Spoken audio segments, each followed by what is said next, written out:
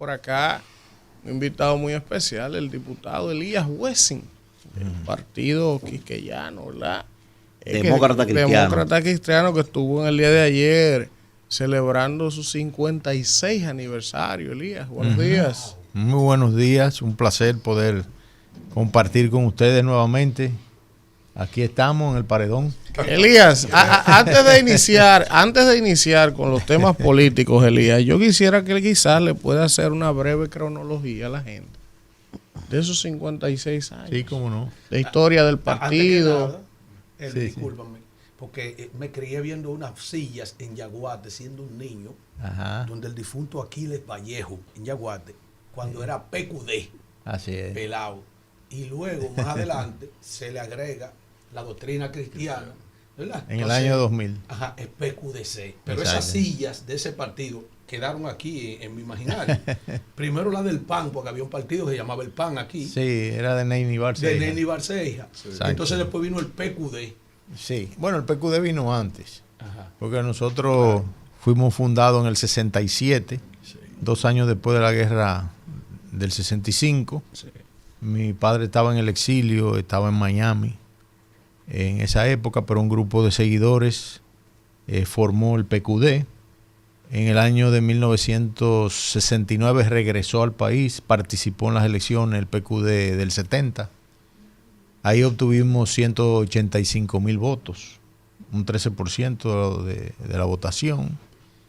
Fueron unas elecciones muy irregulares, obviamente. El PRD no participó. Participó el Partido Reformista, el MIDA de Lora y el PQD de Wessing. Después de eso, en el 71 se produce el acontecimiento de que mi padre vuelve al exilio, producto de una situación que se produjo en contra del régimen de los 12 años, y regresa en el 78 cuando Guzmán es presidente ya. Ya en el 78 el partido estaba un poco debilitado porque todo ese tiempo el líder fundador en España, en Colombia, Curazao. Después en el 82 mi padre fue candidato, quedó en tercer lugar. Y en el 86 comenzó el proceso de alianza del partido. Ahí fue que comenzamos a tener que aliarnos, ¿verdad? Y en el 86, recuerden que Balaguer gana a Jacobo Masluta con los votos del PQD. Los votos de nosotros fueron los que inclinaron la balanza. Exactamente, matemáticamente. Se tiene que ir el 71 por Balaguer, y Balaguer entonces en el 86 es presidente por él. Así es, porque hubo la dinámica de la política. Un proceso de reconciliación. Sí. Que vemos que ahora en esta época como que no hay reconciliación en algunos lugares. Hablando de eso, Elías, me gustaría su opinión, primero conocer si ya ustedes como organización política han tomado una decisión, porque aparentemente de cara a las elecciones del 24 habrá 2 grandes bloques. Sí. Un bloque que va a estar con el oficialismo y un bloque que va a estar con la oposición. Parece ser que va a ser así. Si ustedes ya han tomado una decisión y en base a qué convicción lo han hecho. O sea, ¿qué ha movido el PQDC a decir, no, miren, yo voy a estar de este lado por estas razones? Bueno, mire, ciertamente aquí en todos los procesos electorales se produce al final una polarización, aunque el sistema político dominicano es multipartidario. Es un fenómeno a estudiarse, pero ya en la recta final, acercándose a las elecciones, siempre hay una polarización. En la polarización se ve claramente entre el doctor Leonel Fernández y Luis Abinader, que es el candidato del oficialismo. Eso es lo que nosotros vemos. Nosotros hemos estado aliados anteriormente al doctor Leonel Fernández. Nosotros hicimos varias reuniones con el doctor Leonel Fernández y pusimos sobre la mesa los puntos en los que nosotros como partido creemos. Y el doctor Leonel Fernández aceptó esos puntos. ¿Cuáles son nosotros, esos puntos? Básicamente creemos que el modelo económico, nos vamos por un modelo ecléctico. Es decir, nosotros creemos que creemos en la baja de los impuestos para que se dinamice la economía y se puedan producir inversiones y pueda haber empleo. pero a la vez entendemos que hay una situación de vulnerabilidad en la sociedad que hay que atender. En consecuencia hay que hacer un equilibrio. Y ese es el modelo del doctor Leonel Fernández. Entonces, eso en cuanto a la parte económica. En cuanto a la parte filosófica, moral, nosotros somos un partido defensor de los valores familiares. Nosotros creemos que la familia hay que fortalecerla. Nosotros estamos en contra de la ideología de género. Estamos en contra del aborto y de las 3 causales. Todo eso se puso sobre la mesa y el doctor Leonel Fernández es el que representa esa política en la República Dominicana y por eso nosotros estamos al lado del presidente. Mucha clase media que ahora está indecisa se va a decidir a votar por el doctor Leonel Fernández Reina. Aquí va a haber 2 vueltas electorales, por lo menos si hoy fueran las elecciones, lo que vemos, y en una segunda vuelta estamos muy seguros de que el doctor Leonel Fernández va a alzarse con el triunfo. Doctor, primero agradecerle, ¿verdad?, que usted esté aquí con nosotros. Siempre le he considerado a usted parte de la escuela política dominicana. Ahora que bajó una recta 103 millas por hora cerrando en la 9ª entrada. Vamos. Usted no me va a convencer con Balaguer. No, yo no te voy a convencer, no, la que él te acaba de ni, bajar. ni el doctor, te quiera. Doctor lo quiero, pero con Balaguer no me convence. Vamos. Doctor, quisiera preguntarle, usted que es un hombre de tanta experiencia, fíjese que usted acaba de describir uno de los 2 enfrentamientos de mayor profundidad que hubo en algún momento aquí fue entre Balaguer y su padre, en un momento determinado. Y sin embargo, en un momento determinado coincidieron, dinámica natural de la política. Yo le he dicho, la propia Unión Soviética y Estados Unidos fueron aliados en un momento, ¿verdad? Y después enemigos. Ciertamente. Doctor, ¿qué ha pasado con el liderazgo político dominicano? Usted que conoce a todo el mundo aquí, ¿qué hemos visto, qué hemos pasado de una dinámica natural? La política tiene 3 elementos: el conflicto, las conversaciones y los grandes acuerdos. Pero hemos visto que el resentimiento, la valoración personal de la política en los últimos tiempos ha estado gravitando, impidiendo que se den esos grandes acuerdos para beneficio del país. ¿A qué usted atribuye eso, doctor? Mira, increíblemente es así y es lamentable porque nosotros que siempre nos queremos ver en el espejo de Europa y a veces de Estados Unidos, que vemos que allí pues en los congresos, en los parlamentos, en las mismas tribunas que se dan en el poder ejecutivo de esos países, hay conflictos y hay discursos fuertes entre las partes y entre los partidos contrincantes. Sin embargo, al final vemos que se impone la racionalidad y siempre estamos abogando para que la democracia de nosotros sea avanzada y que pensemos de esa manera también, pero lamentablemente aquí el caudillismo y el ego determinan muchas acciones políticas. Ahora mismo la oposición debería estar unida en un solo bloque. No se debería estar hablando de que hay un partido por allí y otro por aquí y que si va a haber o no unificación, porque la oposición naturalmente tiene un rival y es el oficialismo. O sea, el oficialismo, para usted enfrentarlo en cualquier país, usted debe de concertar previamente. Aquí está demostrado que nadie gana solo. Entonces, para desembocar en lo que tú has analizado, lamentablemente aquí hay un partido que se está aislando del proceso y que acaba de hacer una reunión el pasado lunes donde dice que va a formar una comisión. Pero ¿cuándo que la va a formar? Porque ya los plazos están ahí de las reservas. Ya nosotros este mes tenemos que mandar reservas y tenemos que identificar demarcaciones y después tenemos que identificar candidaturas. Entonces, ¿cuándo que eso se va a hacer? Eso me luce a mí una táctica dilatoria. Por eso los que ya estamos definidos en un bloque, en este caso el PQD está aliado a la Fuerza del Pueblo, nosotros no podemos perder tiempo. Nosotros lo que tenemos es que hacer el trabajo, buscar nuestros candidatos y irnos en el primer proceso, que es en febrero, que tenemos muy buenos candidatos a regidores, a síndicos, a alcaldes, a directores municipales. En fin, eso es lo que hay que hacer, porque si uno se queda esperando de que va a haber una decisión de este lado, de aquel, podríamos cometer un grave error. Bueno, Víctor. No, bueno, pero yo veo la dinámica en términos pragmáticos ya en un año electoral. He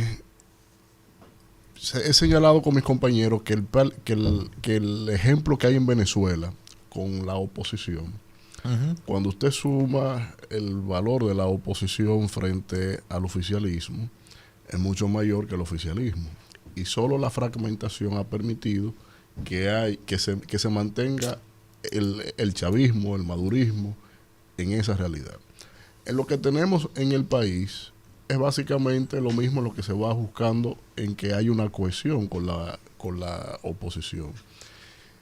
¿Usted cree que en el escenario en donde en la República Dominicana la oposición es mayoría, usted cree que sea necesario llegar a un escenario de segunda vuelta en medio del contexto económico, social y político que tiene el oficialismo en República Dominicana?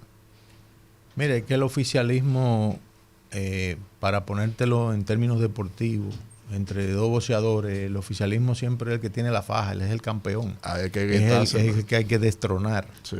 Y no es tan fácil. Sí. Entonces, es necesario que mientras mayor sea la oposición, mejor. Ahora bien, yo quiero hacer una diferenciación en lo que tú has dicho de Venezuela. La oposición en Venezuela no tiene chance, aunque se una, porque es que en Venezuela lo que hay es un régimen totalitario. No, eso está claro. Ahí no hay democracia. Ahí hay un servicio de seguridad asesorado por Cuba, Sí.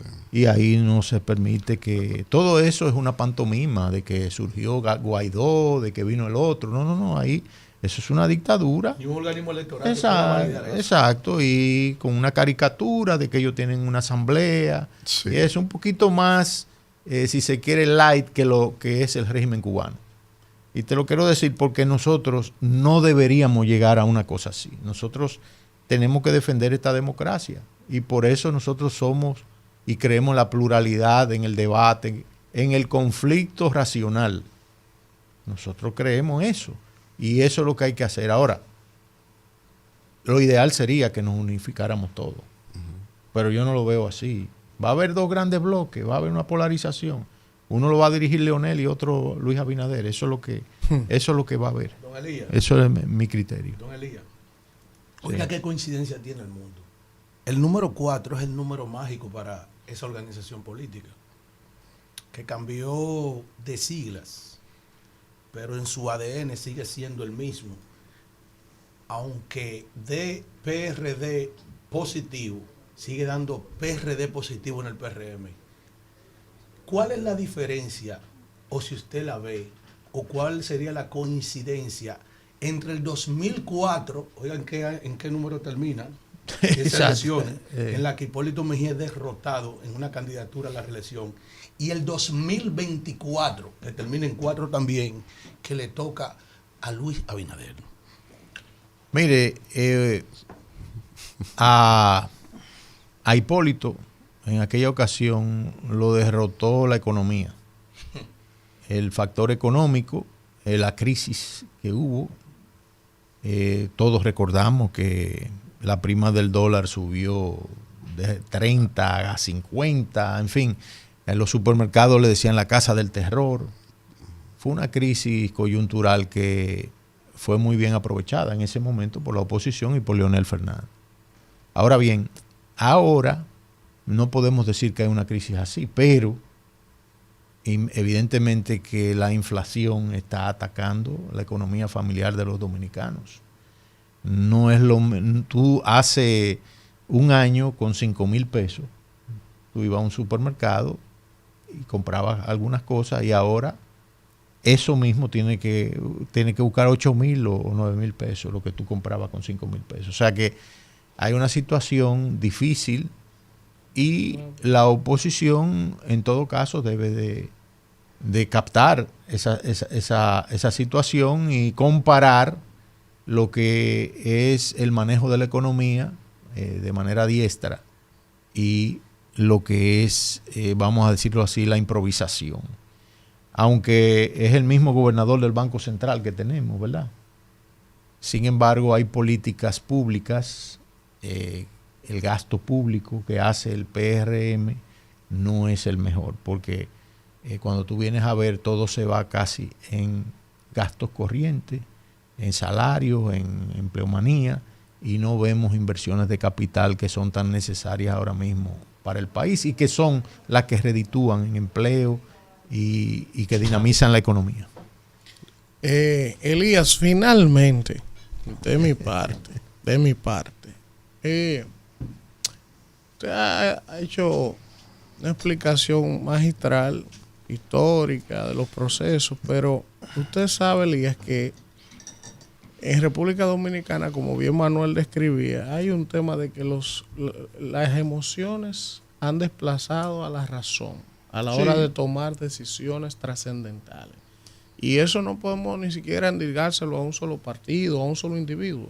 Si usted busca en la historia reciente los malos entendidos y las desavenencias que hubo con Miguel, Hipólito en un momento, ahora con Danilo y Leonel, yo le pregunto a usted, basado en su experiencia, el PRM está en un proceso de formación, porque el PRM no ha madurado. O sea, el PRM nació, ha ido a unos procesos, pero fíjese cómo hay como una desconexión entre lo que es el PRM de hoy y lo que fue el origen del PRD. O sea, un tema de clase, un tema de que ahora quienes dirigen esta nueva organización no se parecen a Peña Gómez, ni a las luchas sociales, ni a nada de eso. Entonces, partiendo de ese escenario, de esa realidad, porque está bien, lo político es una cosa, el poder es una cosa. Ahora, hay factores que son intangibles en política. Yo hablaba de la economía.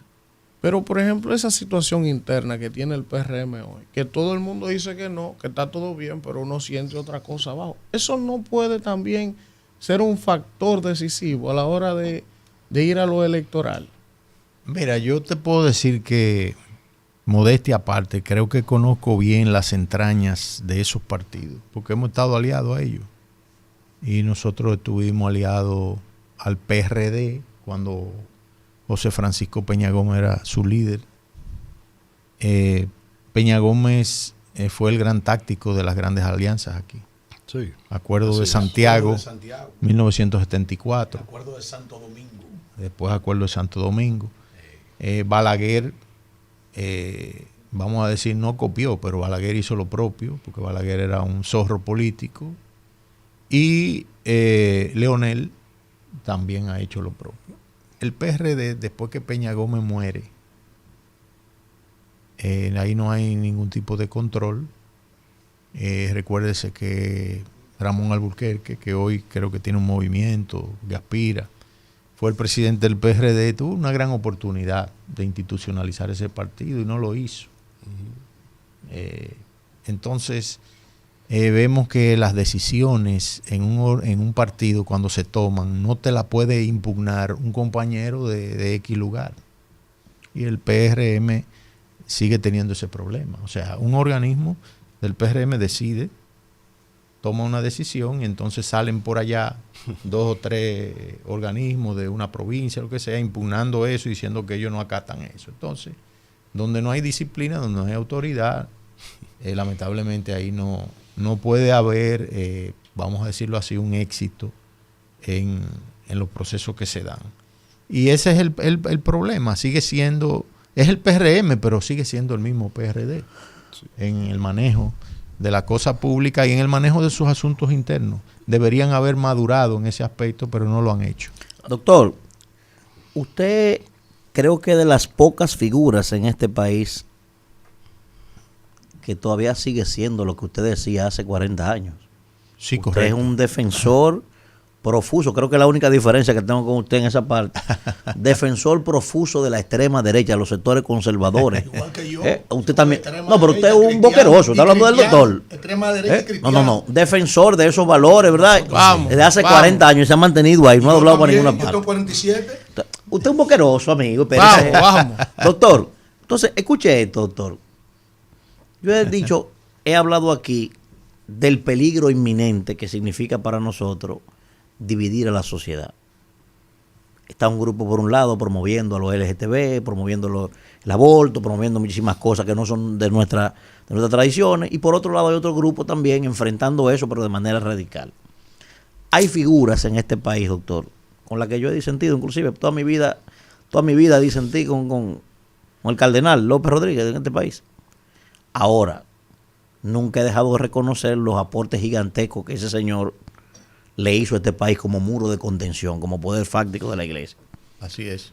Hoy no existe eso. Nicolás de Jesús López Rodríguez. Hoy no tenemos a una figura de esa envergadura que pueda servir como interlocutor entre la clase política. Los partidos políticos amenazados por actores foráneos para destruirlo. O sea, el país atravesando por situaciones bastante complejas en términos de crisis. No hay un monseñor, ¿verdad? Yo disentía a ese caballero también, un Agripino, pero era un gran conciliador, no existe tampoco hoy. ¿Hacia dónde vamos, doctor? ¿Hace falta otro cardenal? O sea, ¿hace falta una persona que sirva para eso? La Iglesia Católica, y es un tema que pocos políticos abordan, pero yo lo voy a hacer. De aquí se está pareciendo mucho a la de España. En España, Dios mío, prácticamente la Iglesia Católica es muda ante todos los procesos que se están dando. Sí. Y aquí vemos una mudez desde la cúpula de la Iglesia Católica, con excepción de algunos obispos Y demás que salen en defensa de la vida, de la concepción, desde la concepción, que sabemos quiénes son. Pero la voz oficial de ese organismo y del clero está silenciado con una serie de políticas públicas que organismos internacionales quieren imponer en la República Dominicana y que financian ONGs aquí para que eso sea así. Nosotros solamente tenemos que vernos en el espejo de España, que es lo que más se parece a nosotros, pero también veámonos en el espejo de los Estados Unidos y de algunos estados, lo que está sucediendo con la educación sexual, lo que está sucediendo con este tema de la ideología de género. ¿Cómo es posible que nosotros podamos permitir que a nuestra niñez se le confunda de esa manera? O sea, nosotros no podemos permitir que a un niño de 12 años le digan que cuando él quiera él puede ser una niña. Y eso es lo que se está enseñando. Entonces, contra eso nosotros nos vamos a oponer, mire, radicalmente. Y yo no creo, mi amigo Manuel, que eso sea extremo. No, eso es derecha pura.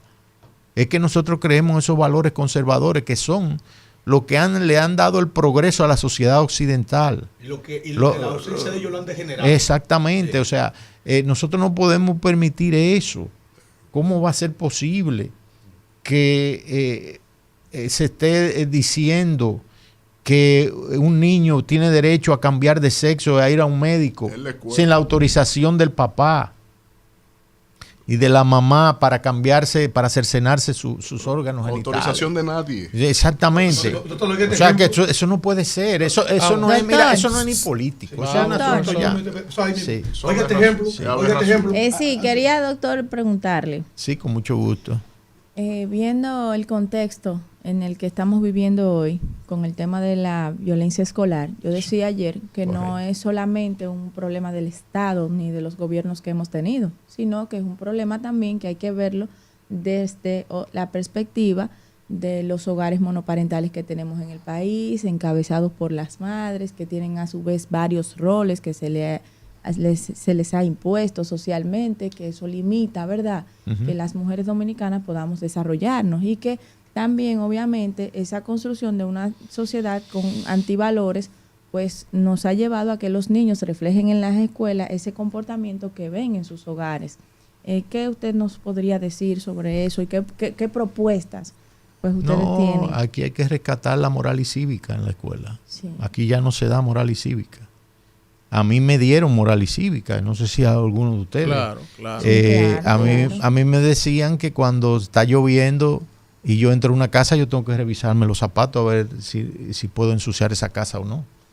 Eso es moral y cívica, eso es decirle a un muchacho que tiene que respetar a los ancianos, a la gente que tiene canas, a los mayores, principios que se han perdido totalmente. Ayudar a cruzar la calle a un envejeciente. Exactamente, y no burlarse. Sí. La conciencia de cuidado.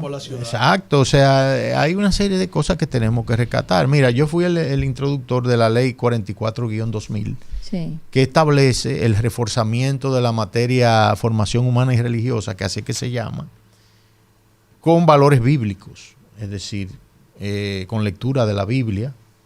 Y ese fue un proyecto que se aprobó en el año 2000, nunca se ha aprobado, nunca se ha aplicado.